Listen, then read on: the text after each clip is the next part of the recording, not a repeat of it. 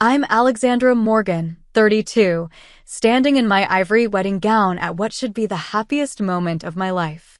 The Grand Plaza ballroom sparkles with crystal chandeliers as my father Ryan approaches the microphone. My stomach knots instantly. Throughout my life, his words cut deeper than knives, each criticism perfectly aimed to wound.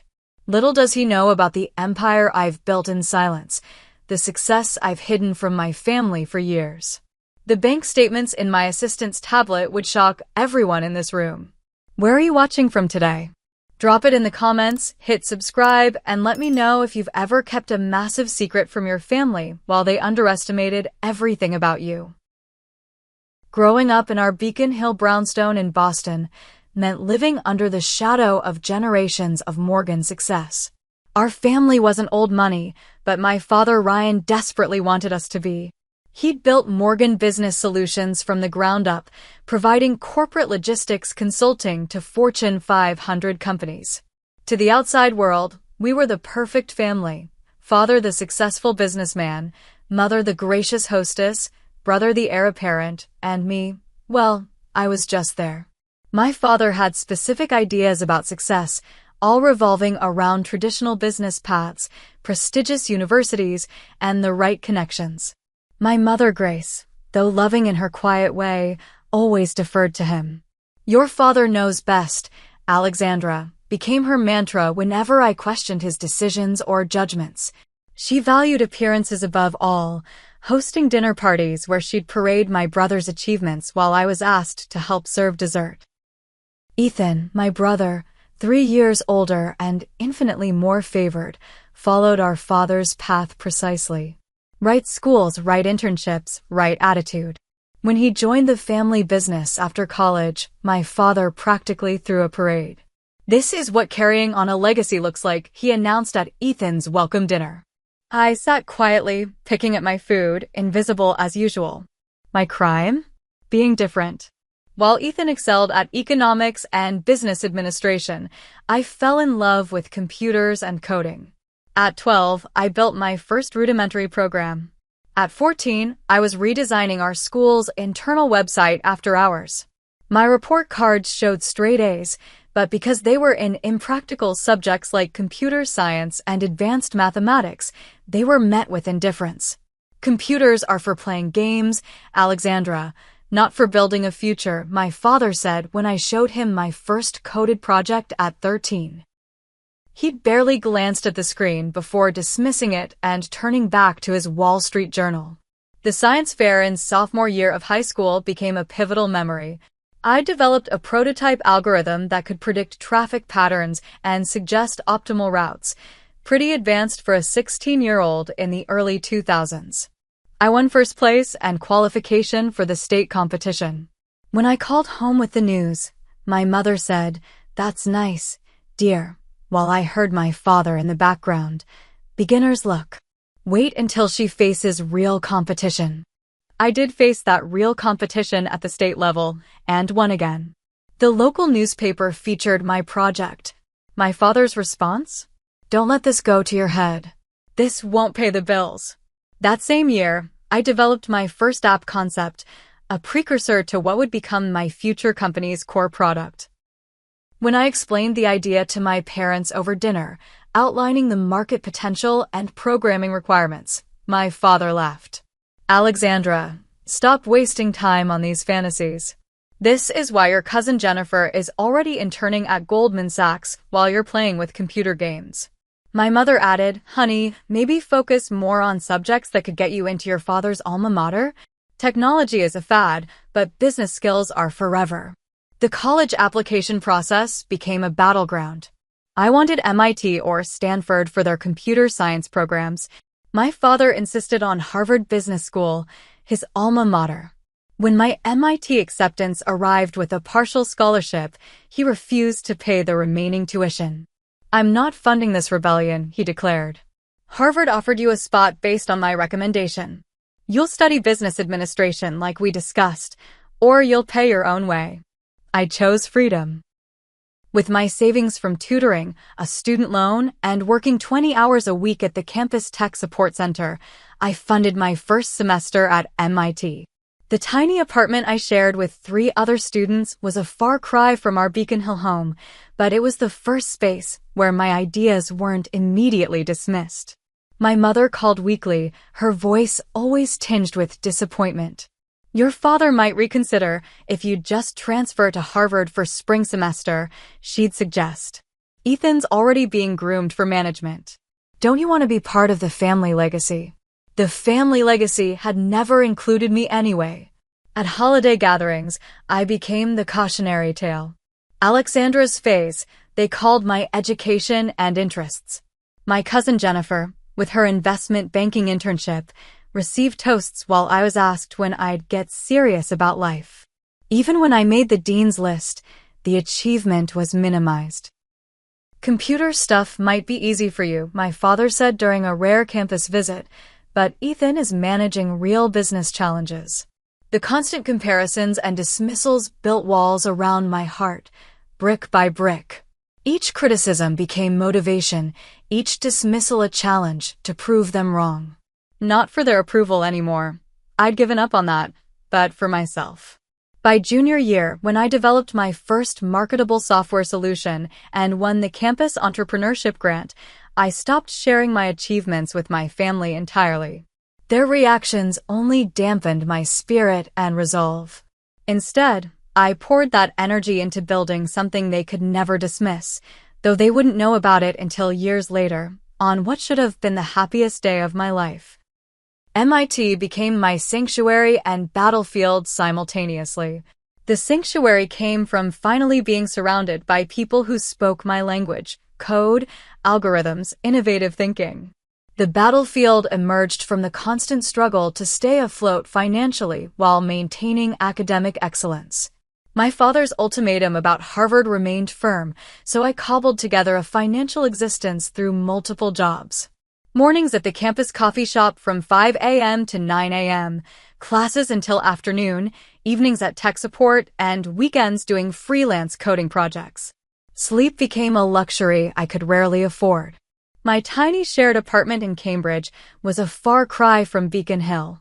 4 of us crammed into a 2-bedroom with furniture salvaged from curbs and thrift stores. The winter of sophomore year, our heating failed for 2 weeks. I coded wearing fingerless gloves, a scarf, and 3 sweaters, refusing to call home for help.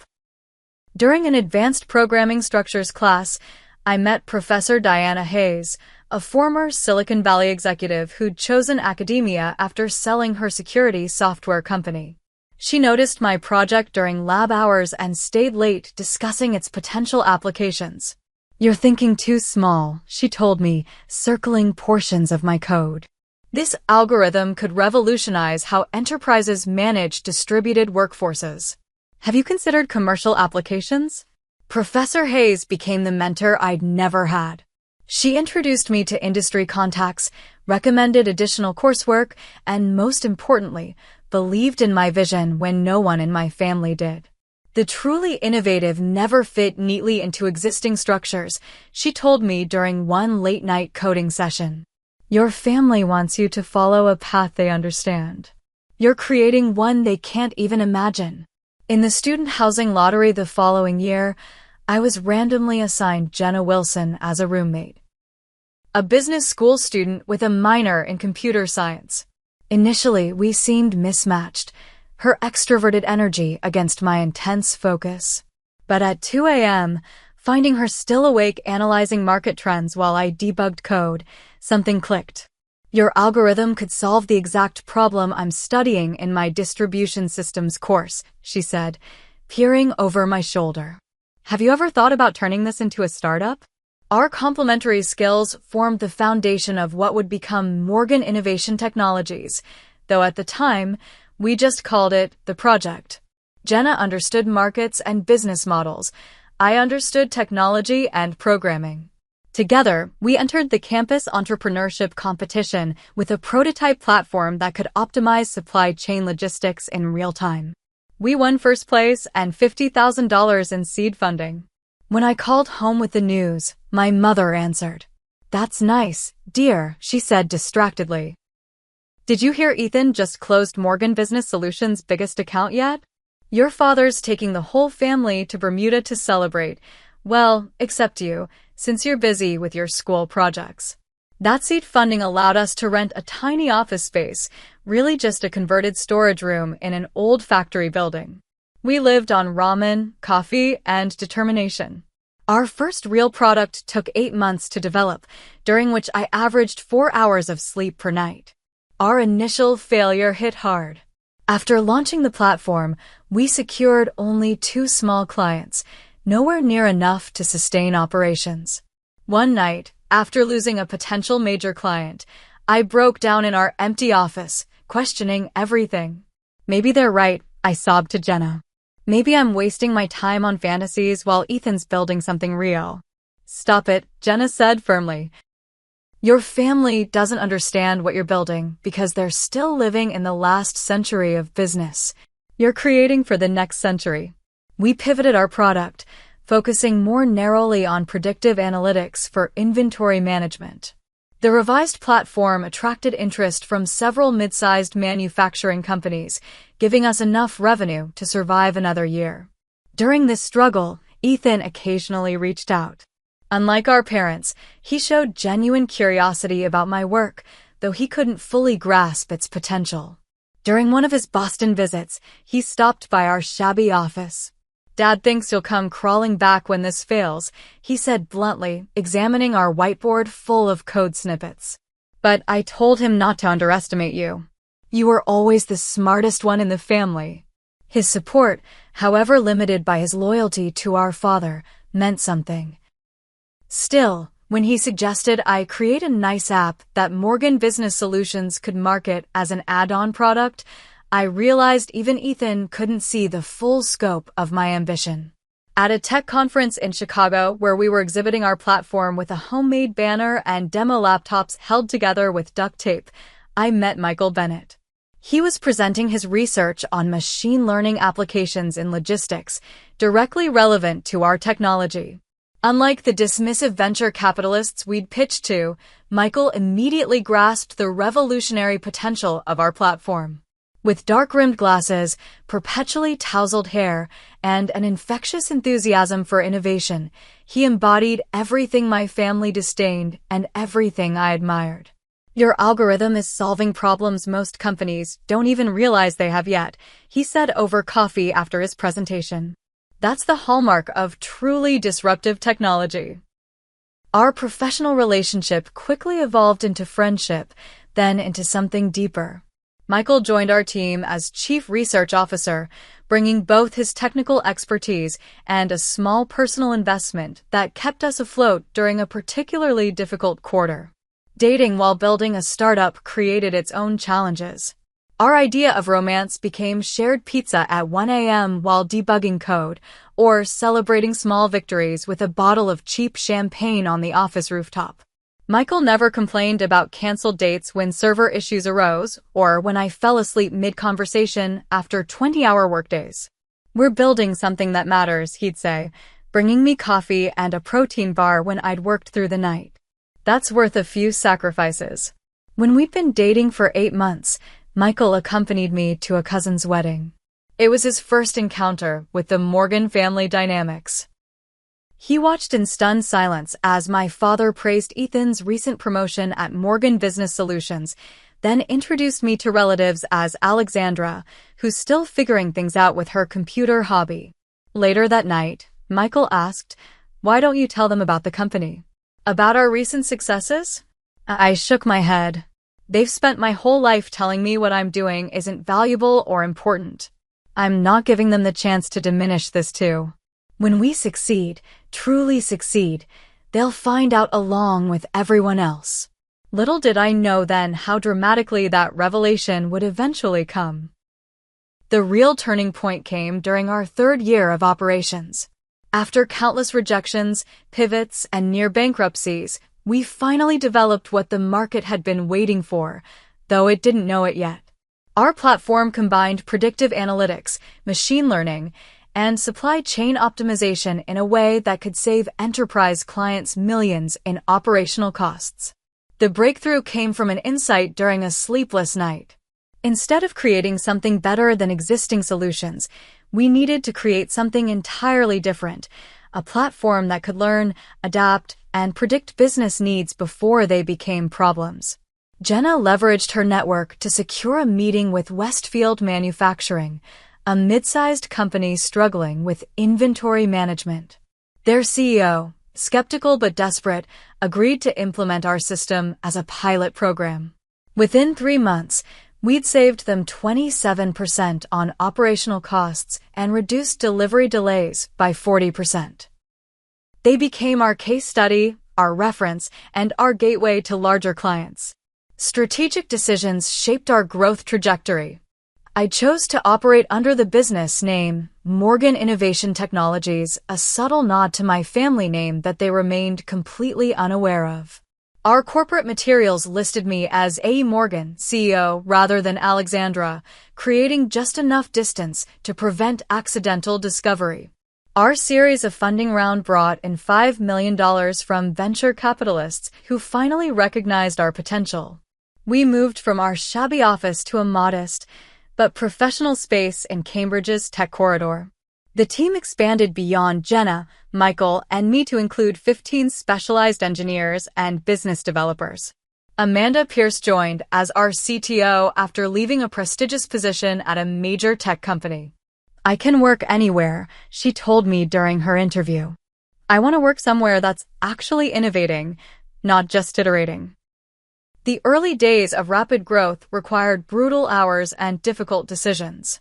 I missed holidays, birthdays, and family events, always with the excuse of school projects or temporary consulting work, never revealing that I was building a multi-million-dollar company. My relationship with Michael deepened through these challenges. He understood my drive because he shared it.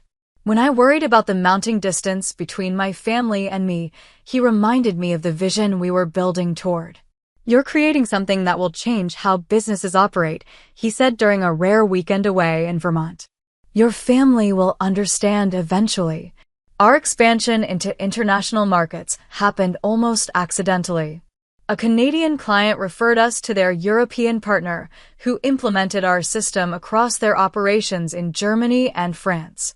Suddenly, we were coordinating across time zones, cultures, and regulatory frameworks.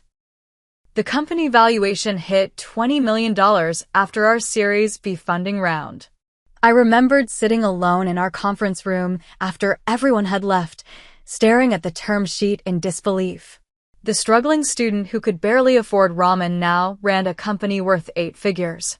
Yet my family still thought I was finding myself in some vague tech support role. At Thanksgiving that year, my father asked if I'd finally consider coming to work for Morgan Business Solutions in a real position. I declined politely, hiding the irony that my company now serviced clients twice the size of his. Our first acquisition came the following year, a small analytics firm with technology complementary to ours. Integrating their team and technology taught me about leadership in ways business school never could have. Each challenge, from cultural alignment to technical integration, strengthened our foundation. As our client list grew to include Fortune 500 companies, maintaining my anonymity became increasingly difficult. I declined speaking engagements and industry recognition, sending Amanda or Michael in my place. Press releases used my initials rather than my full name, and I avoided industry photographs. Then came the news that changed everything. Through industry connections, I learned that Morgan Business Solutions was struggling financially. My father had rejected modernization, clinging to outdated business models while competitors embraced digital transformation. The company faced potential bankruptcy within 18 months. The information presented both a moral dilemma and a strategic opportunity. I could watch my father's company fail, validating all my choices but hurting my family, or I could step in anonymously. After long discussions with Michael, Jenna, and our executive team, I created a shell company called Phoenix Acquisitions to purchase Morgan Business Solutions. The negotiations happened through intermediaries, with my father never knowing the true buyer's identity. The purchase completed 2 months before my wedding date. Morgan Business Solutions became a wholly owned subsidiary of Morgan Innovation Technologies, though the paperwork was structured to conceal this fact temporarily. Meanwhile, our company's valuation surpassed $100 million after a major contract with a global shipping conglomerate. My personal net worth, between company equity and careful investments, reached 8 figures. Yet I still lived in a modest Cambridge apartment with Michael, drove a practical car, and avoided flashy displays of wealth that might raise questions. The decision to finally reveal my success wasn't made lightly. Michael and I discussed it for months, weighing the impact on my family relationships against the personal cost of continued secrecy. Living authentically means eventually letting people see who you really are, Michael said as we finalized wedding plans. But it has to be on your terms when you're ready. I prepared the revelation materials carefully, company documents, acquisition papers, bank statements, but hoped I wouldn't need them. Perhaps, I thought naively, my wedding day would bring out the best in my family, not the worst. How wrong I was. Michael proposed on a random Tuesday evening in our apartment, surrounded by takeout containers and laptop screens showing code. There was no elaborate setup, no photographer hiding in the bushes, just a simple question asked from the heart while we worked side by side. It perfectly represented us and our journey together. I didn't get a ring yet, he admitted, because I thought you might want to choose it together. That thoughtfulness, considering what I would want rather than following convention, exemplified why I loved him. The next day, we chose a simple emerald-cut diamond that wouldn't catch on keyboard keys. When I called my parents with the news, my mother immediately shifted into planning mode. Spring weddings at the plaza have a 3-year waiting list, but I'm sure your father can call in some favors, she said, already mentally arranging flowers and seating charts. Actually, Mom, we're thinking something smaller. Maybe the botanical gardens or that restored industrial space in Cambridge. Her disappointment transmitted clearly through the phone. Alexandra, a Morgan wedding is a statement. Your father will want to invite his business associates. Think of Ethan's wedding. 300 guests, coverage in the society pages. I hadn't thought of Ethan's wedding, an extravagant affair that seemed more business merger than celebration of love. The memory strengthened my resolve. This is our wedding, Mom. Not a networking event. The first major conflict came when my father offered to pay. His offer came with conditions. The plaza, his guest list, his choice of vendors, essentially his wedding. We appreciate the offer, but we've saved for this, I told him over dinner at their home. We want something that represents us. My father's expression hardened. Represents what? Your continued rebellion? That computer repair shop hardly pays enough for a decent wedding. I bit back the truth. That I could buy the Plaza Hotel outright if I wanted to. Instead, I said, we're doing fine, Dad. And it's a technology consulting firm, not a repair shop. He scoffed. Whatever hobby keeps you occupied until you come to your senses. My mother, ever the peacemaker, jumped in. At least let us help with the guest list. Your father has important connections who should be there.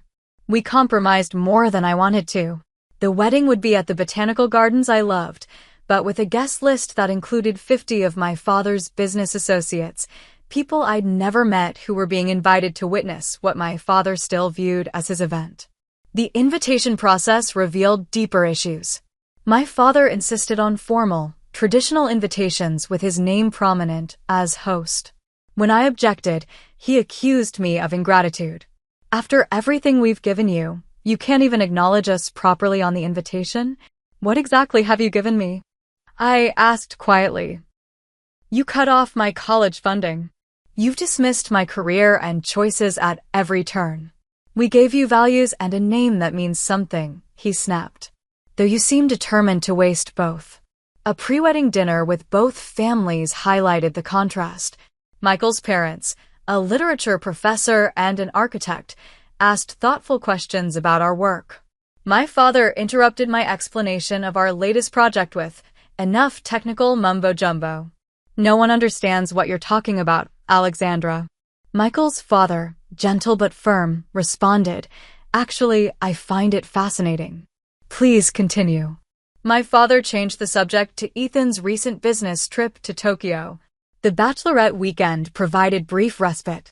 Jenna arranged a getaway to a lakeside cabin with our female friends from MIT and the company. These women knew my success, respected my journey, and celebrated both the businesswoman and the bride. For 2 days, I lived without secrets or diminishment. Are you really not going to tell them before the wedding? Amanda asked as we sat by the fire. The acquisition of your father's company finalizes next week. I stared into my wine glass. Part of me hopes I never have to tell them. That somehow we'll move past all this, and they'll just accept me. Jenna snorted. And part of you wants to see their faces when they finally realize who you've become. She wasn't wrong. The wedding dress shopping trip with my mother became an unexpected emotional minefield. She insisted on accompanying me to Bergdorf's bridal salon, where she'd selected 5 traditional ball gowns with lengthy trains and elaborate beadwork. You need something that befits your position as a Morgan, she explained, dismissing the sleeker, more modern dresses I gravitated toward. When I emerged from the dressing room in my preferred style, a column dress with architectural lines and minimal embellishment, her face fell. It's so plain, she said. What will everyone think? That I look like myself on my wedding day? She sighed. Alexandra, this wedding may be your only chance to truly shine in society, to make connections that could help your situation. The phrasing stung. My situation? Your career limitations. Michael seems nice, but surely you don't plan to work at that little tech place forever? This wedding could open doors to proper positions. I tried the ball gown to placate her. It was objectively beautiful, but felt like a costume, something worn by a daughter I could never be. Standing on the pedestal, drowning in tulle and expectations, tears welled unexpectedly. My mother misinterpreted. See? You look beautiful, like a true Morgan. I am a Morgan, I said quietly. Just not the kind you and Dad want me to be. I bought the dress I wanted the next day alone. A week before the wedding, Ethan met me for coffee, an increasingly rare occurrence as he became more entrenched in our father's business. Fair warning, he said, stirring his espresso. Dad's been drinking more lately. The business is struggling, though he won't admit it. Something about a mysterious buyer acquiring controlling interest. I kept my expression neutral, though my heart raced. Is that why he's been more irritable than usual? Ethan nodded. The wedding's bringing up a lot. His only daughter, his disappointment, in his words, marrying a researcher when she could have married up in his circles. He used air quotes, showing his disagreement. I've tried talking to him, but loyalty to him comes first, I finished. It always has. He had the grace to look ashamed. I've never understood why he's so hard on you. For what it's worth, I think you're doing fine. Whatever this tech thing is, you seem happy. I am happy, I confirmed. Happier than he can imagine. The rehearsal dinner became the final warning.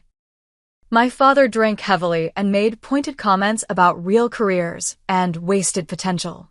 When Michael attempted to defend me, my father cut him off. You're enabling her delusions, son. A real man would guide his wife toward meaningful contributions. Michael's response was measured but firm. I believe Alexandra's contributions are already meaningful. Perhaps you simply don't understand them. The tension crackled through dessert. As we left, Michael squeezed my hand. Are you sure you don't want to tell them before tomorrow? Clear the air. I shook my head. They've had 32 years to see me for who I am. I'm done trying to make them look. That night, unable to sleep, I prepared a USB drive with the company documents, acquisition papers, and bank statements. Just in case. I told myself I wouldn't need it, that my wedding day would finally bring the acceptance I'd stopped hoping for. I was wrong. The botanical garden transformed under strings of fairy lights and arrangements of wildflowers. The glass-ceilinged reception space offered views of stars emerging as dusk fell. For a few precious hours, everything felt perfect. The ceremony itself was beautiful. Michael's vows brought tears to every eye as he spoke of building a life together, both literally and figuratively. My own vows acknowledged our partnership in all things love, work, purpose. If my parents noticed the references to our shared professional journey, they gave no indication. The cocktail hour passed pleasantly. My mother, perhaps mellowed by the ceremony's beauty, actually complimented my dress. "It suits you," she admitted. "You've always had your own sense of style." For a moment, I dared to hope. The reception began with our first dance to the song playing when Michael proposed. His parents joined for the second dance, their genuine affection visible in every move. When my father led me onto the floor for the traditional father-daughter dance, his grip was too tight, his movements stiff. "Quite a production for someone who claimed to want something small," he commented as we moved mechanically across the floor. "It is small by Morgan standards," I replied. "Less than half the guests at Ethan's wedding." "Because you have fewer meaningful connections," he said. "Consequences of your choices." I stepped back slightly. "Can we not do this today? Just for today." He smiled tightly as the photographer approached. "Appearances, Alexandra. Always maintain appearances." The meal service provided temporary reprieve. Michael and I moved between tables, thanking guests for coming. His colleagues congratulated us warmly. My father's business associates, clearly unsure why they'd been invited, offered polite but distant well wishes. The traditional toasts began with Michael's best man, a fellow researcher who spoke eloquently about our partnership in all aspects of life. Michael's father followed with a touching speech about welcoming me to their family and his pride in both our personal and professional accomplishments. Then Michael himself stood, taking the microphone with a smile that still made my heart race after years together. "Alexandra Morgan is the most brilliant person I've ever known," he began. "Many of you don't know this, but the day we met, she was presenting technology that most industry experts claimed was impossible. That's who she is, someone who accomplishes the impossible with such quiet determination that you might miss the revolution she's creating." He raised his glass. "To my wife, my partner, and the most innovative mind in technology today." I blushed at the public acknowledgement, so different from my family's dismissals. Across the room, I saw my father's skull deepening as he drained his third scotch. Jenna was scheduled to speak next, but before she could stand, my father abruptly rose, grabbing the microphone. My mother tugged at his sleeve unsuccessfully. "I suppose it's time for the father of the bride to say a few words," he announced, his words slightly slurred. The room quieted expectantly. He began conventionally enough. "Alexandra was always a determined child. Stubborn, her mother would say." Polite laughter rippled through the crowd. "When she wanted something, nothing could dissuade her, even when it wasn't in her best interest." My stomach tightened as I recognized the familiar prelude to criticism.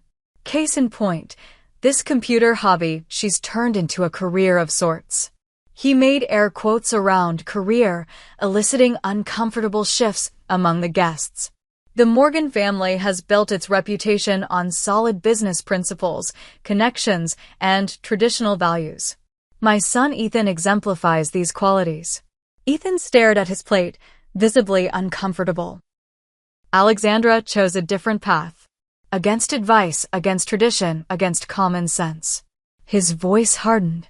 While her cousins excelled in finance and law, while her brother climbs the corporate ladder, she spent years playing with computer code in some obscure tech support role. Michael's hand found mine under the table, squeezing gently. I had hoped marriage might finally bring her to her senses, that she might finally understand her responsibilities to the family name. Instead, he gestured vaguely at Michael. She's chosen to continue her rebellion with someone who encourages these impractical pursuits. The room had grown deadly silent. Michael's parents exchanged alarmed glances. Jenna, seated at a nearby table, was already reaching for her phone where I knew the contingency files were stored. "Let me be clear," my father continued, voice rising. "She'll never amount to anything following this path. A disappointment to the Morgan name and legacy. Perhaps motherhood will finally. Michael stood abruptly. That's enough. Sit down, son. You don't understand what's at stake here. I understand perfectly, Michael replied, his normally gentle voice firm. And I won't let you insult my wife at our wedding. The tension crackled as guests shifted uncomfortably. My mother's face had drained of color. Ethan looked torn between family loyalty and basic decency. A strange calm settled over me. Years of diminishment, of hiding my success to avoid exactly this type of dismissal, suddenly seemed absurd. I stood slowly, smoothing the front of my wedding dress. I'll handle this, I told Michael quietly, then turned to Jenna and nodded slightly. She immediately began typing on her phone, connecting it to the reception venue's projection system as we'd arranged in our contingency plan. I walked to my father and held out my hand for the microphone. Surprised by my composure, he relinquished it. Thank you, Dad, for those illuminating remarks, I began, my voice steady despite the adrenaline coursing through me. I think it's time I clarified a few things for everyone here. The reception hall remained silent as I took center stage. My father stood to the side, scotch in hand, a smirk playing at his lips, clearly expecting an emotional outburst or tearful retreat. He'd never understood my strength. First, I want to thank everyone for coming to celebrate with Michael and me today, I began, my voice remarkably steady. Particularly those who have supported our journey together, both personally and professionally. I nodded to Jenna, who pressed a button on her phone. Behind me, the large projection screen descended from the ceiling. My father frowned, confused by this unexpected development. For those who don't know me well, I've spent the past 8 years building something I'm incredibly proud of. The first slide appeared, our company logo, Morgan Innovation Technologies. I am the founder and CEO of MIT, not just my alma mater, but my company. Murmurs rippled through the crowd. My father's business associates straightened in their seats, recognition dawning on several faces. Morgan Innovation Technologies currently serves 43 Fortune 500 clients across 12 countries. The next slide showed our global reach with client logos most business professionals would instantly recognize. Our proprietary logistics and supply chain optimization platforms save our clients an average of 32% in operational costs annually. My father's smirk had vanished. My mother sat frozen, champagne glass halfway to her lips. Our company valuation as of last month's investor round stands at $127 million. The screen displayed a redacted valuation report from one of the most respected firms in the industry, and my personal net worth. I paused as the screen showed a bank statement with my name and a balance that caused audible gasps. Well, the numbers speak for themselves. I turned directly to my father. That computer hobby and obscure tech support role you just mocked? I've built it into one of the fastest-growing technology companies in America. His face had drained of color, eyes darting between the screen and me as though seeing me for the first time. But perhaps the most relevant piece of information for today. I continued, nodding to Jenna again. The screen changed to display acquisition documents. 3 weeks ago, Morgan Innovation Technologies completed its acquisition of Morgan Business Solutions through our holding company, Phoenix Acquisitions. The room erupted in shocked whispers. My father stumbled backward slightly, gripping the edge of the table for support. That's right, Dad. I didn't just build a successful company. I built a company successful enough to purchase yours when your outdated business practices drove it to the brink of bankruptcy. I kept my voice level, professional, the voice I used in board meetings and investor presentations. As of last Friday, I am officially your boss. Ethan's jaw had literally dropped. My mother pressed her hand to her mouth, tears forming in her eyes, though whether from shock, embarrassment, or something else, I couldn't tell. For years, you've called me a disappointment. Worthless. A waste of potential. Each word emerged clear and precise. You dismissed my education, my career, my choices, and my partner. You've done it my entire life, culminating in this public humiliation at my wedding. I set the microphone down momentarily, took a sip of water, and gathered myself before continuing. I didn't build my company to prove you wrong. I built it because I saw opportunities you couldn't imagine with your limited vision of success. I kept it secret not from shame, but because I knew you'd try to diminish it, just as you've tried to diminish me at every turn. The screen changed again, showing photos of our executive team, our offices, our products. These are the people who believed in me when you didn't. Michael, who recognized my vision from day one. Jenna, my first business partner and now COO. Amanda, who left Google to join us as CTO. Professor Hayes, who mentored me when you abandoned your parental responsibility to support my education. My father finally found his voice. You did all this behind my back? Used the Morgan name without permission. I laughed softly. It's my name too, Dad. And unlike you, I've brought it into the future. Around the room, reactions varied wildly. Michael's parents beamed with pride.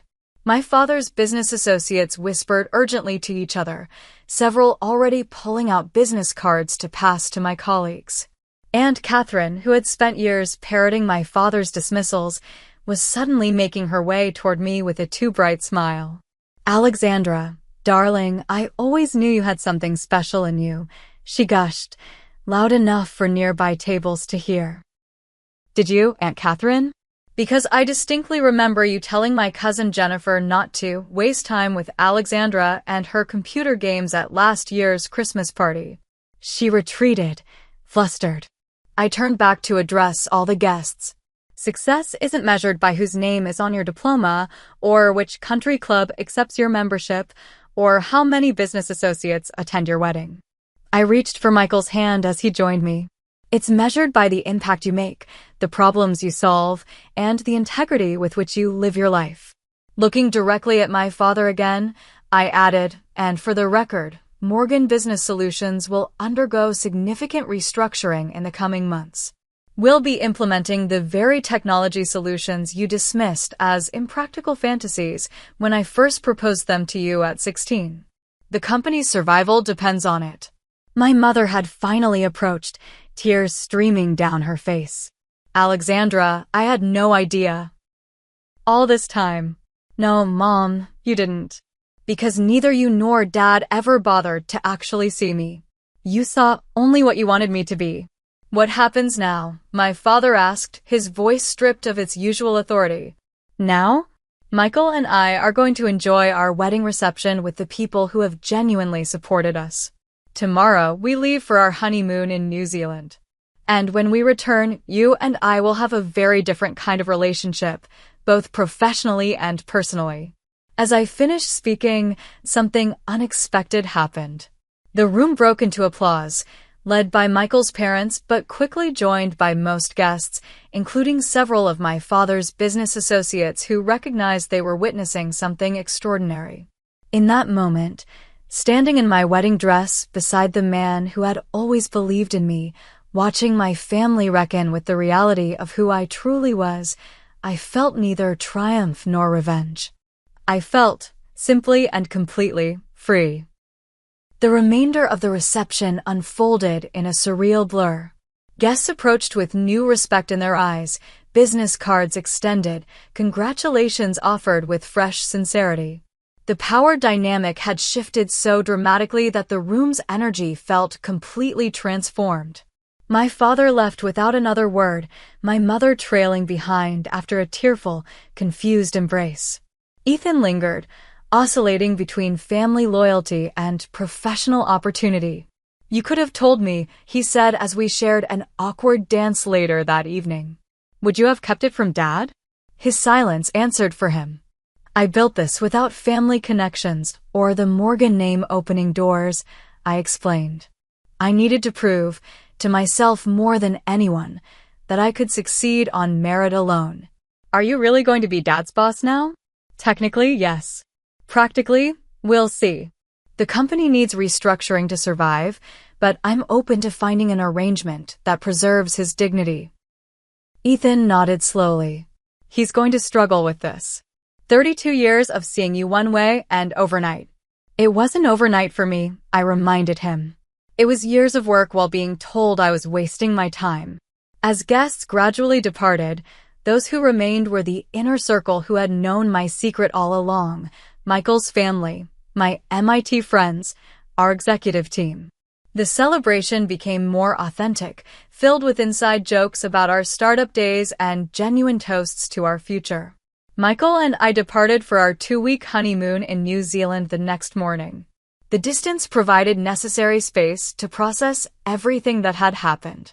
Between hiking majestic mountains and exploring remote beaches, we discussed the implications of my revelation. "Do you regret it?" Michael asked as we watched the sunset from a cliffside villa. "Revealing everything? No. I regret that it had to happen that way, at our wedding, in response to public humiliation. But keeping the secret was becoming too costly personally. And professionally," he added. "Turning down speaking engagements, avoiding industry recognition, you've sacrificed visibility your company needs for growth." He was right. The freedom to fully step into my role as CEO without hiding would benefit more than just my personal life. Our return to reality was jarring. Dozens of missed calls from my parents, hundreds of emails from industry contacts who had attended the wedding, and a meeting request from my father's attorney all awaited me. The first meeting with my father as company owner took place in the Morgan Business Solutions conference room, now technically my conference room. He arrived with his attorney and Ethan, while I brought our CFO and legal counsel. My father looked older somehow, diminished by the revelation. His opening statement surprised me. "I underestimated you." The words seemed physically painful for him to speak. "I still don't approve of your methods or your secrecy, but I can't deny what you've built." The negotiations proceeded more civilly than I had anticipated. We structured a 3-year transition plan that would gradually integrate Morgan Business Solutions into our technology platform while providing my father with an advisory role and fair compensation.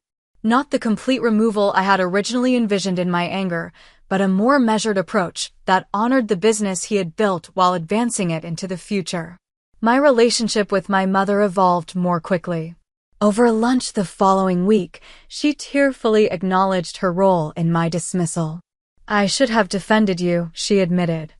"I always marveled at your intelligence, your determination. But I thought supporting your father's vision for the family was my primary duty." "It hurt," I told her honestly. "Every time you stood by silently while he dismissed my dreams." "I know that now. I failed you as a mother." She reached for my hand across the table. "Is it too late for us?" It wasn't too late, but rebuilding required honesty on both sides. I invited her to tour our company headquarters, to meet the team, to understand the world I had created without her knowledge. Her genuine interest and growing pride began healing wounds I had thought permanent. The media caught wind of the unusual acquisition story within weeks.